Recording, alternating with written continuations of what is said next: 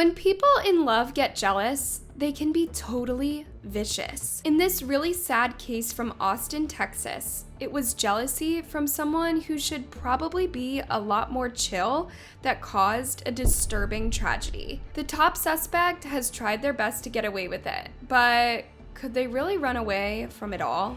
Let's find out. Anna Moriah Wilson, aged 25, was a total overachiever, but in a really good way. Also known as Mo, she was born in Vermont, New Hampshire in 1996 and had a degree in engineering by 2019.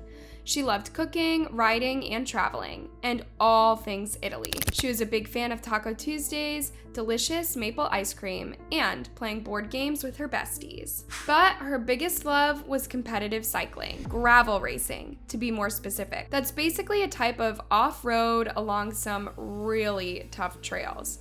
You have to be very good to be the greatest, and Moriah was a total badass at this sport. One of Moriah's good friends said that she was just dominating cycling in a way nobody typically does. She won the biggest race of the year so far to date by almost a half hour.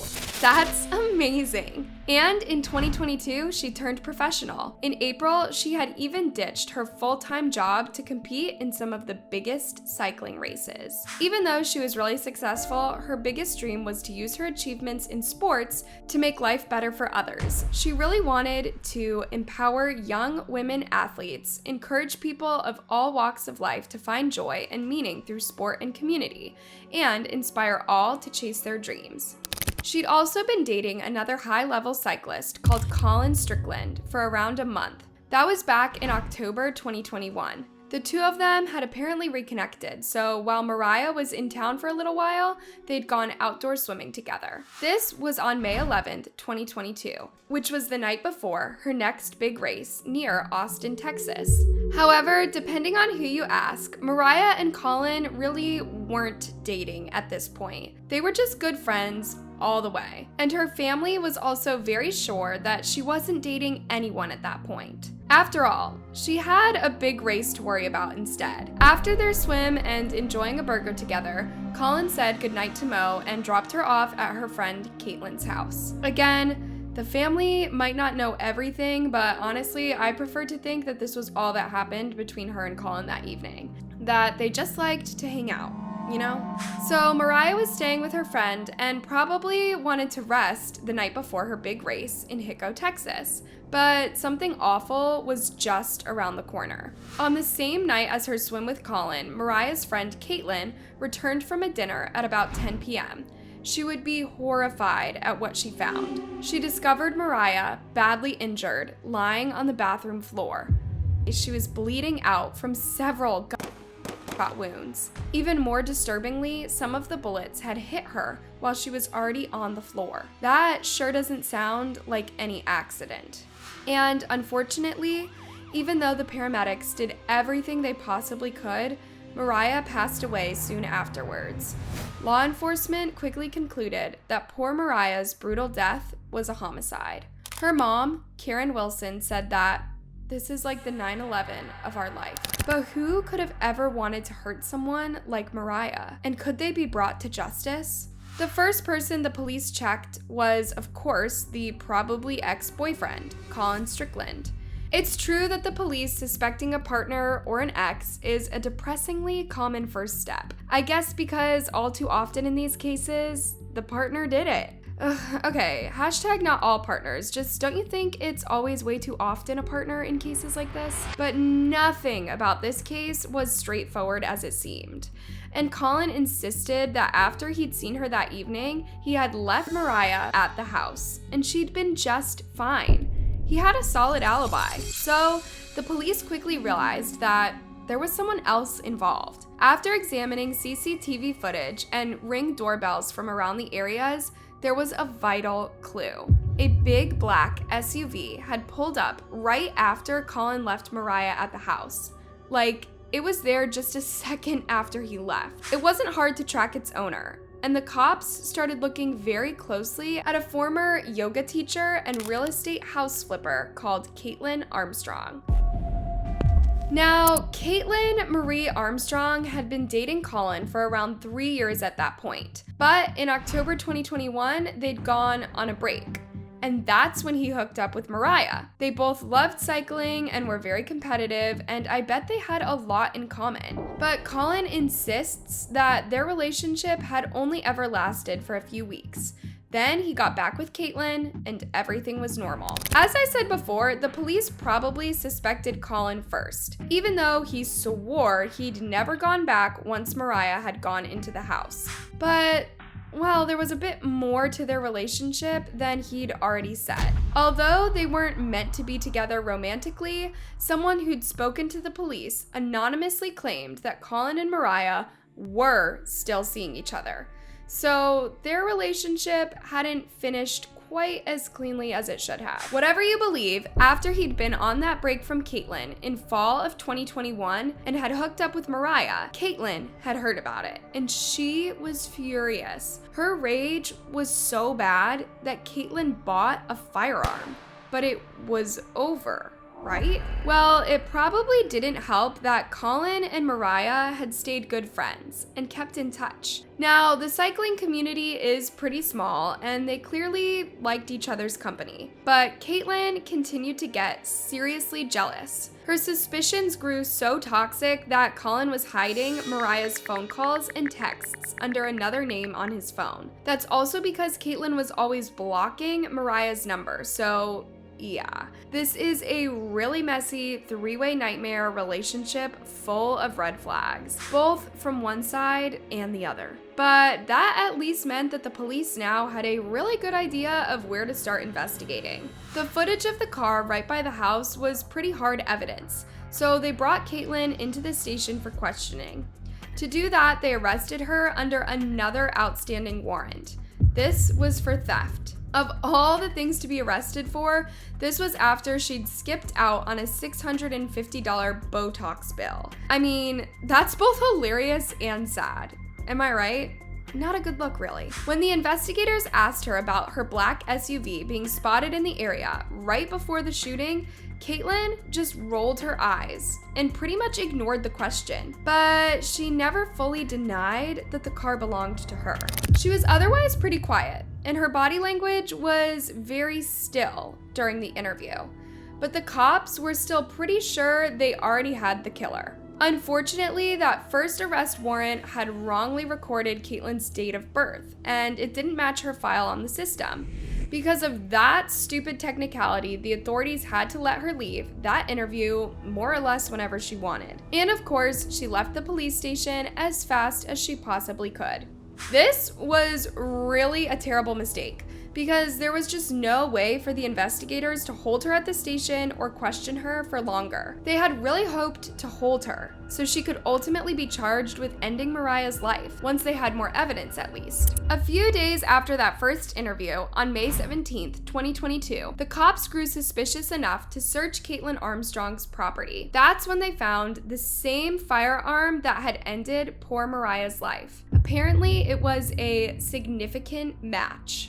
You've probably guessed that by then, it was already too late. Once they were ready to charge her, a full week after that first interview, they came to arrest Caitlin. And by then, their number one murder suspect had totally disappeared. So would she get away with it?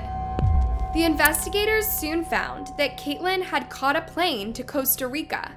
She'd changed her appearance and used a passport that belonged to her sister. I mean, she did look very similar to her. So now they were hunting a real fugitive. It turns out that Caitlin was surprisingly resourceful. She sold her car to pay for her new life and lived in a hostel where she could make that money last. As it was only $12,200, I guess she really had to cut back on luxuries. That's her basic red bed on the bottom bunk. It's definitely a frugal way to live. She was doing everything possible to really stay off the radar with law enforcement officials, believing that, going to a foreign country that she could escape apprehension. She also had enough sense to change her hairstyle, cutting it short and dyeing it dark brown. Well, it must have been hard for her to do that, as she did win Best Hair in 2005. That's when she went to Stevenson High School. No, really, she totally did win this. She worked fast while she was sneaking away, and she was already carving out a new life for herself. She had found a new home and was laying low in the very small town of Santa Teresa, which is a remote part of Costa Rica. She started working at a super cute place called Don John's Surf and Yoga Lodge. It's the kind of chilled out luxury retreat where celebrities like Tom Brady and supermodel Giselle like to hang and relax.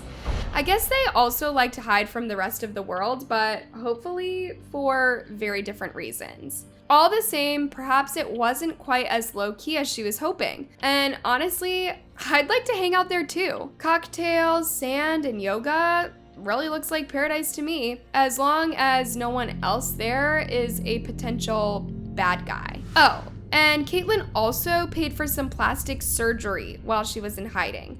That's super calculated. I mean, what is she, a freaking James Bond villain? This is the receipt from her nose job. That little visit cost like over $6,000, which was half of her on the run money, and it simply wasn't worth it. Although she did seem to be trying to earn it back with her old yoga practice by learning a new skill. You know, her hobby, her career, being in the yoga practice, we believe that she was trying to learn some type of new yoga, possibly to instruct. So just how did she get caught after all her careful planning? Well, her case became a major case, which meant that a lot of US Marshal resources were thrown into catching her. And the investigators had already uncovered footage of her catching a plane from Newark Airport, New Jersey. She'd gone there from Austin and was clearly trying to escape more questions. From here, it didn't take very long to trace the fake passport she'd used. She was found pretty soon, really, and was formally arrested by Costa Rican police officers on June 29th, 2022. This witness, Zachary Paulson, described how it happened. She was just asking about how to get around cheaper, and then the police came. Remember, this was after being on the run for 7 weeks. She was very quickly deported all the way back to the United States. And once she was back on US turf, she would have a heap of explaining to do. Now, there's always a risk of a loophole during the arrest if it looks like the cops didn't do it properly. In this case, the cops didn't read her the Miranda rights. Yes, you've probably seen in every cop movie or show ever.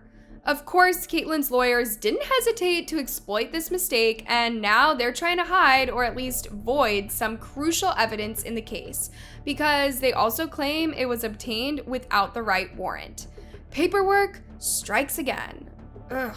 There's still time to get this right. At the time of this video, the trial is meant to go ahead on June 23rd, 2023, and I can't wait to see what the verdict is. Obviously, I still don't know for sure if Caitlyn Armstrong really did it. And while everything she's been caught doing looks super sketchy, there's still that little thing called innocent till proven guilty. Which, trust me, you'd want to if you were ever put on trial. So while it's frustrating, and even if the suspect kind of really looks like they did it, well, right now, I just can't say for sure what will happen to Caitlyn in the end. Maybe next time, someone shouldn't try and hide somewhere with an extraction treaty. Like, unfortunately, another case we covered where a total creep took the life of Haley Anderson, a student nurse, and then ran away to Nicaragua. Only that still totally backfired, and he had a really bad time over there. Maybe take a look at that video too and see what you think. But back to poor Moriah. At this point in early 2023, her family is still recovering from the awful shock of what happened to her. We are absolutely devastated by the loss of our beautiful daughter and sister, Anna Moriah Wilson. There are no words that can express the pain and suffering we are experiencing due to this senseless, tragic loss. It was totally senseless and so tragic, and she sounds like she was kind of an amazing person. In 2015, she wrote that she wanted to be the kind of person that picks other people up when they fall down, who's there for people when they need support, encouragement, and inspiration. In the meantime, at the time of this video, there's still a GoFundMe available. So even though she's gone, her family really hopes that she can still inspire others to live their best lives.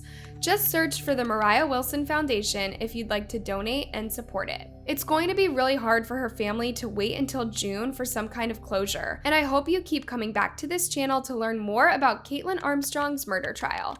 Hopefully that will be the final end to this really sad case. What do you think about this case? Do you think that Kaitlin might not have done it? And if she didn't, then why did she run away? Let me know your thoughts in the comment section below.